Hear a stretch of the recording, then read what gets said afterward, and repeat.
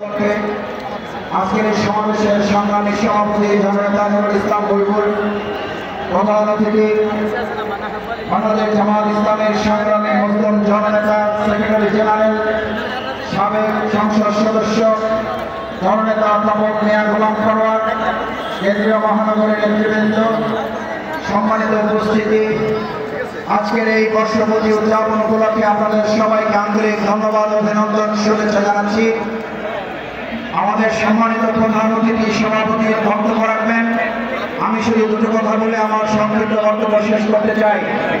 সম্মানিত ভাই বোন বন্ধুগণ, দীর্ঘ সময় ধরে আমাদের উপরে আগস্ট মাসকে শোকের মাস হিসাবে চাপিয়ে দেওয়া হয়েছিল, অথচ আল্লাহ তাআলা জনগণের অভ্যুত্থানের মাধ্যমে শোকের মাসকে বিজয়ের মাসে রূপান্তরিত করেছেন।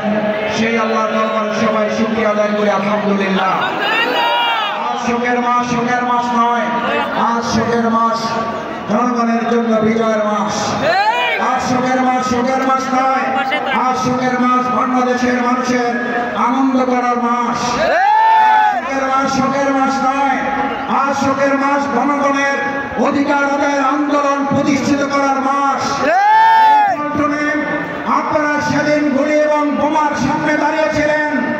আজ আমরা জানিতে চাই, যদি কোনো টেন্ডারবাজ, দখলদারবাজ, সন্ত্রাসী আবার নতুন করে জনগণের অধিকার ছিনিয়ে নিতে চায়, এই পল্টনে আমরা 5ই আগস্ট মৎস্য ভবনে সকাল 11:30টা ঠিক এই সময়ে গুলির সামনে দাঁড়িয়ে আপনারা যেমন সেনাবাহিনী, র্যাব, পুলিশের সামনে বুক পেতে দিয়েছেন, আগামী দিনে জনগণের অধিকার প্রতিষ্ঠার জন্য একটি সুস্থ সুন্দর নির্বাচন বাস্তবায়নের জন্য আরেকবার যদি বুক পাততে হয়, আপনারা কি রাজি আছেন?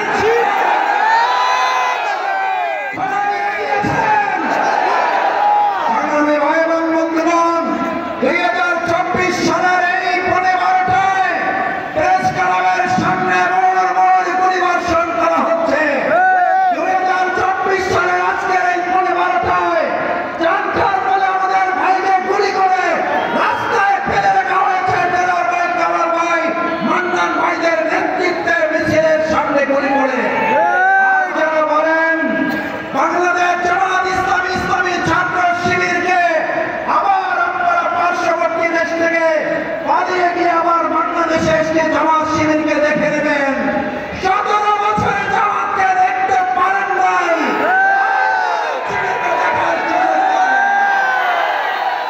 আসুন বাংলাদেশ জামাত ইসলামী 2024-এর 5ই আগস্ট ফ্যাসিস্ট মুক্ত করে একটা বিজয় নিয়ে এসেছে। 2026-এ সুস্থ আবার নিরপেক্ষ নির্বাচনের মাধ্যমে চূড়ান্ত বিজয় আমরা অর্জন করবো ইনশাআল্লাহ। মিছিলে সামিল হওয়ার জন্য কি সবাই তৈরি আছে? আহ্বান জানিয়ে আসুন।